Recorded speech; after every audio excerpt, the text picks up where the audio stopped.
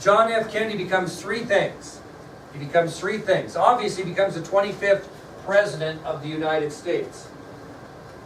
He becomes the 25th President of the United States. What else does he become? Youngest man ever elected President. Because Theodore Roosevelt was the youngest man ever to be President because he succeeded an assassinated president. So he becomes the youngest man ever elected President of the United States. And what's the third thing he becomes? The only man of the Roman Catholic religion ever to be elected to the highest office in our country. So with this victory in 1960, John Fitzgerald Kennedy becomes, number one, the 25th President of the United States, number two, the youngest man ever elected President of the United States, and number three, the only man of the Roman Catholic religion ever elected President of the United States. Okay? So there's the election. We have a president-elect. What I'm going to do now, before I talk about his inauguration, because it's kind of an interesting inauguration, there's some pretty cool things that happen, and we'll give you a little more emphasis about his father and that care. Yes? That's what we're doing first. Yep. So before we get to the inauguration, I'm going to give you a short profile on John Fitzgerald Kennedy prior to 1960. So you're looking at the IDs and being subjective? Okay. Well, it is fairly long. So it is a profile, only to 1960. Okay? Pretty good statistics here, huh? Kind of interesting when you compare. Okay, John Fitzgerald Kennedy was born in Brookline, Massachusetts. That's one word, B-R-O-O-K-L-I-N-E. He was born in Brookline, Massachusetts on May 29, 1917. John F. Kennedy was born in Brookline, Massachusetts on May 29, 1917.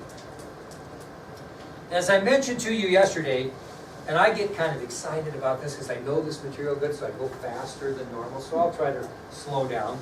But I mentioned yesterday that he wasn't a very healthy individual his whole life.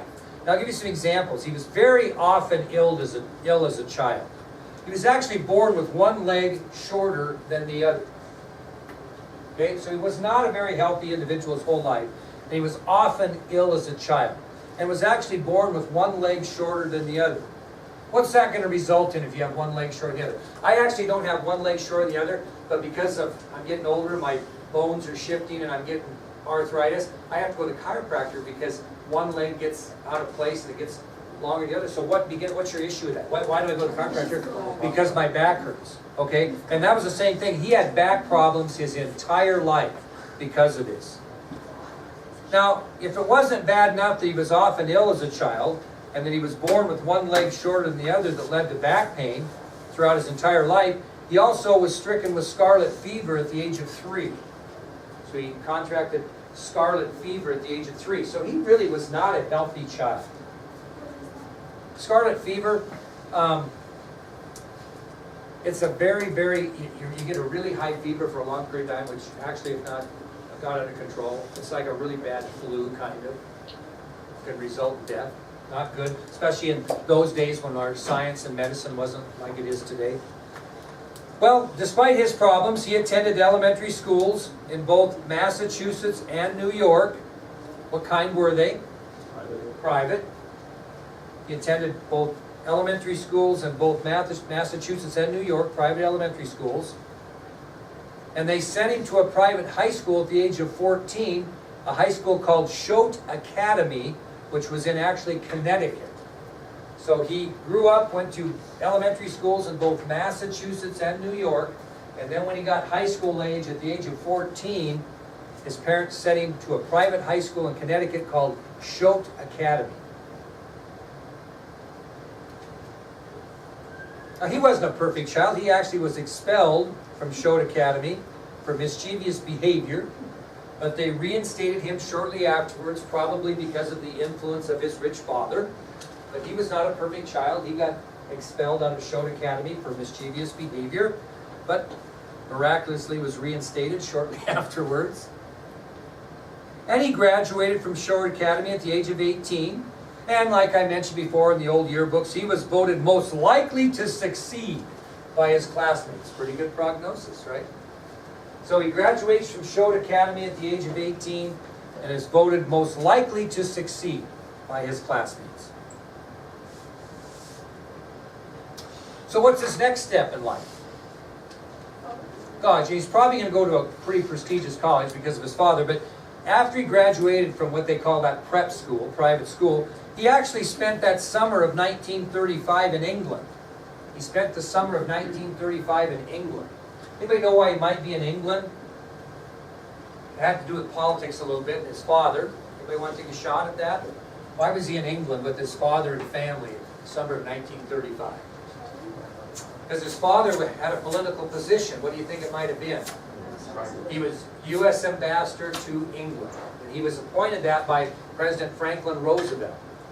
So, after graduating from prep school, John Kennedy spent the summer of 1935 in England, where his father served as U.S. ambassador to England under President Roosevelt. Yeah. Did he play sports in high school, or was he too sick? He wasn't. His brothers. I'll talk about that. Not so much in high school. He wasn't much of an athlete, but his brother was a little bit. Well, he returns from England, and he decides to go to Princeton University. So he enrolls at Princeton, pretty prestigious Ivy League school, but he's forced to leave at Christmas. Okay?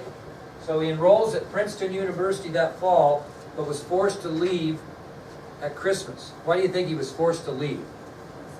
He got sick. Very good, my dear. You know what he got? Jaundice. And if you know what jaundice is, it's more prevalent in babies. It's a yellowish discoloration of tissues and body fluids, which turn your skin kind of yellowish because your liver is malfunctioning. And it's a pretty common thing in babies. They get jaundice, so they get kind of this yellow. It's because their liver's not working quite right after birth. Well, he developed this jaundice, this malfunction of the liver, while he was at Princeton, and he got so ill he had to come home at Christmas. So he took the second semester off to recover, and then that next fall in 1936, he decided to go to Harvard University instead. So in the fall of 35, he enrolls in Princeton. He gets very sick with jaundice. He has to leave at Christmas. He takes the second semester home basically to recover from his illness. And that fall of 1936, he enrolls at Harvard University. Well, he does well at Harvard. He graduates in June of 1940. And he has what's his major? Anybody want to guess what his major is? Government and International Relations. So he graduates from Harvard in June of 1940 with a major in Government and International Relations. Now, I'm going to tell you a little bit about Ivy League schools, and even graduate schools are kind of comparable. And this is not, I'm not saying I went to Harvard because I surely didn't, but when I went to graduate school to get my master's degree in guidance and counseling, I had my choice. I could either take comprehensive exams or I could write a thesis. And comprehensive exams would be like if you guys went to 4 years of high school, and in order to get out, you had to pass a semester exam, only it's a 4-year exam. We would give you a big comprehensive exam over everything you thought you were supposedly were going to learn in 4 years of high school, and when you pass that exam, then you get your degree. That's the route I chose when I went to Montana State. I didn't want to do a thesis, and if I was as interested in history then as I am now, I probably would have done a thesis, but I didn't.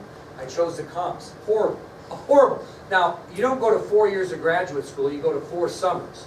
But it's like 4 semesters. So I had to take these comprehensive exams over everything I learned for 4 straight summers. It was horrible. It was absolutely the worst. And then I got asked 4 questions. Okay, and you had to answer these questions, and if they didn't like oh God, kids, you had those little test booklets about this big, and you just wrote. No computer, just wrote and wrote and wrote. I mean, and you fill out, you ever seen those little, you sometimes see a little test book? I mean, just one after another. It was unbelievable stress. Most stress ever in my life. So I passed 3 of the 4 questions and had to defend the 4th. So if you don't answer the question well, you have to go in front of this committee of really smart people, and you have to tell them why they should give you this degree because you don't know this question. Worst stress in my life. Anyway, I should have taken the thesis. Well, evidently, I don't know what Kennedy's options were at the time, but he actually had to write a thesis at Harvard to get out. And usually when you write a thesis, you then later do what? You publish it in a book. And his book was called, and this is a very rare, expensive book, this is a first edition, first printing, Why England Slept. Okay? So after his graduation from Harvard, Kennedy revised this thesis that he wrote at Harvard and published it into this book entitled Why England Slept. This is a first edition, first printing, 1940, worth more than most of your lives. Not really. But it's very rare. Very, very rare. And so look it up on eBay and see what you have to pay for a first edition, first printing. Now, the first person that can tell me what this book is about, I'm going to give 5 points extra credit. In my entire career, unless kids have cheated and talked to each other, which they evidently haven't, I've only had one kid ever tell me the right answer. What is this book about? Why Give more than 5 extra credit. England slept? No, and don't take your phone. Anybody know? Can't take your phone. Anybody want to take a shot at it? What kid knew this? Yes. Why they sat by World War I while Germany was starting out. Nope. Wait, what kid knew this? Kid in Colstrip, Montana. Oh. Many, many years ago. Wow. No, he said that, in other words, what you're saying is that we weren't fully prepared for World War I. Is that what you're saying? That England wasn't. What's that? That England wasn't. Yeah, doing why it. England wasn't prepared for World War I. No, yes. We kicked their butts in the Revolutionary War. That's what most kids say. Why England was so ill prepared for the Revolutionary War and how these 13 colonies of, deserters could defeat the great empire of England. Not correct, but a great guess. Anybody else want a Like shot? their own government? Kennedy's writing a book on why England slept. You're kind of on the right track, but Why they still have a queen and everybody else is Jewish? very good guess, but not correct. Me too, I was like, What's that? Is it within their own government? But then whose own government? England. It's a critical of England's government. Yeah. What, critical about what? Anybody want to take another shot? Racial relations. No? I'll tell you. No, wait. All right. We got a few minutes. Why England slept. What was the book about? 5 points extra credit. Okay, wait, so we graduated in 1940, so we wrote it around 1940, right? Well, he wrote the thesis prior to that, but it was published in 1940. Was it about stuff he learned while he was Maybe, maybe not. He probably could have learned some of it. I doubt it. No, that was too early. All right, I'm done. Here's what it had to do with. It was a book about England's failure to prepare for World War II. I thought it was Yeah. recent. Well, Somebody write on that before. think about it. No, that's a good question. Think about it. 1940, but when did World War II start? We talked about it before we got involved. 38, okay? And what was it? Was England getting their butts kicked prior to us getting into the war and helping them in World War II? That's what the whole book's about. I figured that. I'm going to give you 2.5 points for that. That was the first thing I thought because I knew it started before, but I thought it wouldn't be that easy. It's still really irresistible. Well, I just figured that was the Hey. obvious answer, so I. Well, you were close, Counts and horseshoes, you get up there close. Shuffleboard, okay? Anyway, moving on. After Kennedy graduated from Harvard and published his book, Why England Slept, what did I do with that? Okay.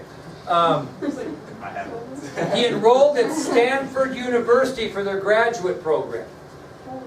So after his graduation from Harvard in 1940, he enrolled at Stanford University, but he dropped out 6 months later.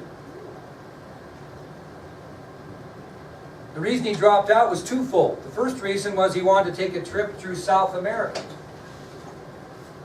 So he dropped out of Stanford University Graduate School to take a trip through South America because he wanted to see South America before he did what? What? This is 1940-ish. Went to war before he enlisted in the United States Navy. So Kennedy enrolled at Stanford University, but after enrolling, he thought, you know what? What happened? What specifically happened? U.S. on Harvard. Pearl Harbor. And so he said, we're going to war. He wanted to go to travel a little bit before he enlisted, like most people did in the United States Navy. Hey, that's pretty impressive. That's pretty impressive that a young man who's the son of someone as influential as Joseph P. Kennedy Jr., Sr., would take a chance to enlist, and he's not going to look for a shortcut. He's not going to be put in safe, out of harm's way. He's going to be in harm's way. And so, the last thing I'll tell you today that is he joined the United States Navy, and he was assigned as a PT boat squadron commander. A PT boat squadron commander. Anybody know what a PT boat is? Little tiny boat. You play Battleship. It's the one that only has 2 hits to it. It's a boat that patrols for larger ships to give them information. And he was the commander of a PT boat. They're numbered all kinds of things. His boat was PT 109. PT 109.